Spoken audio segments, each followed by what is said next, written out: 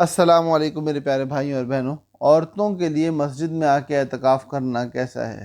بھائی دیکھو، عورت کے بارے میں اصل میں سوال اس لیے آتا ہے کہ عورتیں جو ہیں وہ یہ کہتی ہیں کہ آپ لوگ یہ کہہ رہے ہو کہ بھائی اعتکاف کرنے کے لیے جماعت والی مسجد کا ہونا ضروری ہے، تو اگر ہم نے اعتکاف کرنا ہے تو پھر ہمیں بھی جماعت والی مسجد میں آنا چاہیے۔ حالانکہ مسئلہ یہ ہے کہ عورتوں کے لیے سب سے افضل یہ ہے کہ وہ اپنے گھر کے اندر جو نماز کی جگہ مقرر کی ہوئی ہے اس جگہ پہ جا کے اعتکاف کریں۔ ان کا اعتکاف ایسے مقام پہ ہو کہ جس مقام پہ وہ زیادہ سے زیادہ انہماک سے اپنی عبادت کر سکیں، اور اس کی ترتیب اور طریقہ یہ ہوگا کہ گھر کے اندر اگر پہلے سے کوئی نماز کی جگہ مقرر ہے تو بہت اچھی بات ہے، اگر نہیں ہے تو پہلے اپنی حد بندی کریں کہ بھائی یہ کونا ہے، یہ ٹھکانہ ہے جہاں میں نے بیٹھنا ہے،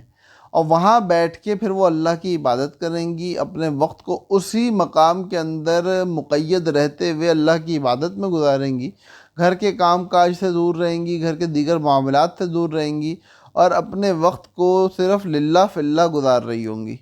اچھا، اب سوال یہ ہوتا ہے کہ بھائی مسجد کیوں نہیں آئیں گی؟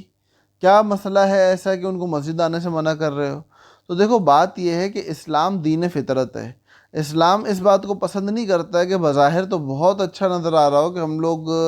راہب ہیں اور جی ہم دین کے اوپر عمل کرنے والے اور دینی لوگ ہیں، اور بظاہر جو عبادت خانے ہوں در حقیقت وہ فحاشی کے اڈے بنے ہوئے ہوں۔ کیونکہ ہم دیکھتے ہیں دیگر مذاہب کے اندر جہاں عورتوں اور مردوں کا اختلاط عبادت گاہوں کے اندر ہوا تو وہاں کس کس قسم کے فتنے برپا ہوئے، عورتوں کے مردوں کے کس کس قسم کے اسکینڈل سامنے آ رہے ہیں اور آتے رہے ہیں، اور ایک عرصے سے آ رہے ہیں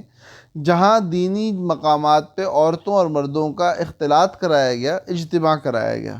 لہٰذا ہمارے دین نے ہمیں یہ بات بہت پہلے سمجھا دی کہ فتنے کی وجہ سے عورتوں کے لیے مسجد آنا جائز نہیں ہے۔ وہ اپنے ایسے مقامات کے اندر رہ کے عبادات کریں گی جہاں وہ اپنے آپ کو فتنے سے بچا سکے، معاشرہ ان کے فتنے سے بچ سکے، وہ معاشرے کے فتنے سے بچ سکے، اور ایک اچھا معاشرہ، ایک پروڈکٹیو معاشرہ قائم ہو سکے۔ یہ ہمارے دین کا عالمگیر ہونا، ہمارے دین کا ہر زمانے کے اندر قابل عمل ہونا، اور ہمارے دین کا سب سے افضل، سب سے پاک ہونا، اس کی ایک بہت بڑی علامت ہے۔ تو اللہ پاک ہمیں اپنے دین کے اوپر صحیح معنوں میں استقامت نصیب فرمائے، اور ہمارے دل دماغ کو ہر قسم کے شک و شبہ سے پاک رکھے۔ السلام علیکم ورحمۃ اللہ وبرکاتہ۔